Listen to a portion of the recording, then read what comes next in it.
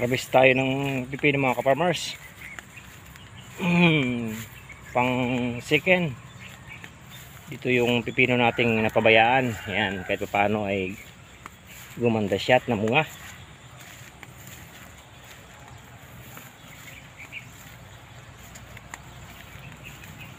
Yan, mga bunga ng ating cucumber. Mamimitas tayo ngayon. Hindi sa gaanong lumago, no?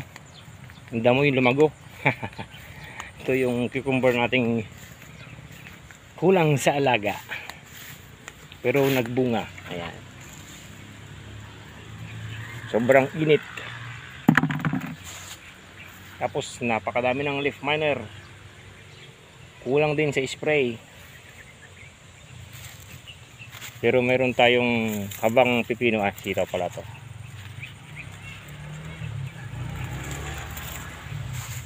Dito naman natin itry yung insecticide nating top 1, kung kaya ba niya yung mga leaf miner na yan, no? Ito malit. Kung mangyari, pitasin muna natin lahat ng mga malalaki para magkapera. Namitas din kayo sa talong. Ito ilalim mo, dami niya.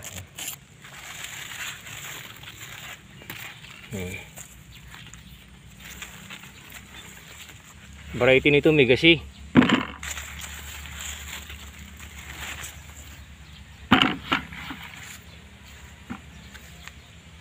Hindi ganang lumaki yung mga dahon kasi nga madalang yung abono natin dito. Madalang din yung spray. Tapos napabayaan yung damo. Ang hirap kasi ng tubig. Tapos napakainit pa. Yun yung mga bunga. Update lang natin itong ating cucumber.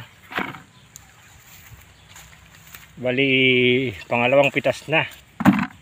Kung nasa ilalim pa lang yung bunga. Konti lang to, tatlong row lang. Siya, tatlo. Tapos madalang pa yung tubo.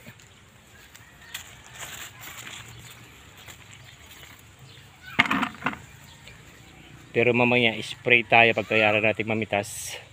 O sa hapon. Kasi magdi-deliver pa tayo ng pipino. Tsaka talong.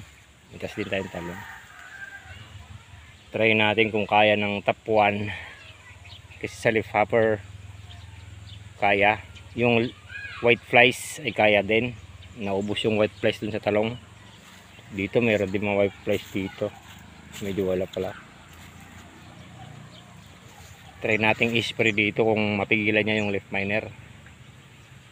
Yung gamit natin in-spray dun sa talong, ano? Yung top 1.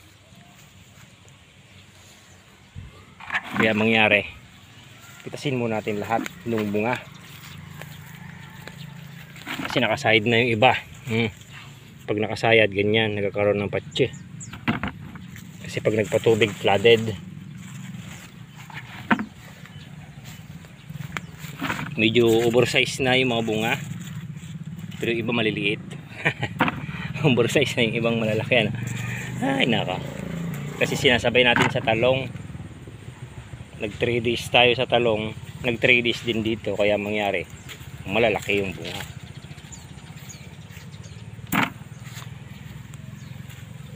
No? Yan yung bunga ni cucumber ngayon.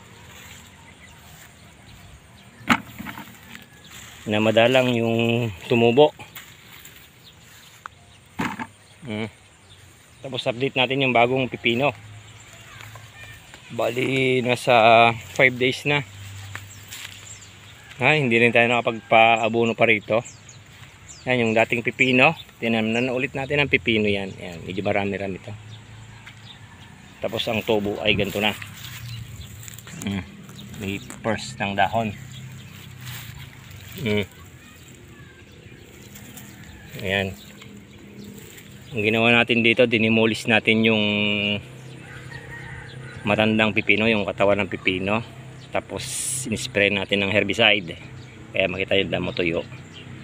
Pero kahapon nakapagpatubig tayo rito. Then nag-spray tayo ng fungicide bago tayo nagtanim. Bago natin nilagyan ng seeds. Yan yung itsura. May balag na siya. Tali na lang yung wala, no? Tapos merong tumubong ampalaya. Dati kasing ampalaya to. Ayan. Medyo may kaya na yung dahon. Expected naman kasi nga madamo dati. Yung mga insekto dito nandito pa. Inispray lang natin ang bandamo. Pero yung iba naman maganda yung tubo. No? Yan yung update natin dito sa ating mga bagong pipino. Tapos dun sa pinipitasan natin na konti lang. First harvest natin dun, naka 2 bundle lang tayo. Ewan ko lang ngayon, medyo mas marami ngayon eh. Kasi second harvest na, mas marami na yan. No? Ito yung dating sitaw. Tapos madamo pa din. Ay, nako. Ay, tag-araw. Napakahirap kumilos pag tag-araw.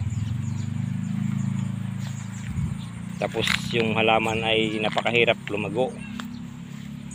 Yan yung mabunga. Tuloy natin yung pag-harvest.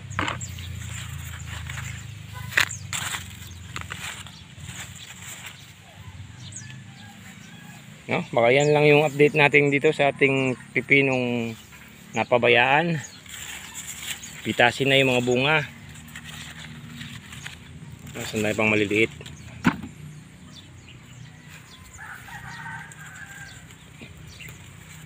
Sa talong, okay na yung talong. Naubos lahat yung insektong nagliparan doon. Nag-spray tayo ulit kahapon.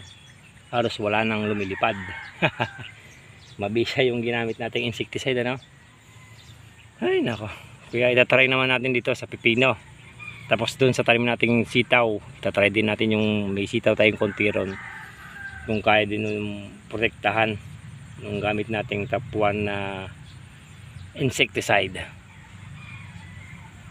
No, baka ganun lang guys. Tuloy ko lang ito pag-harvest kasi medyo tumatanghali na. Magdadala pa tayo ng gulay sa pwesto. Thank you.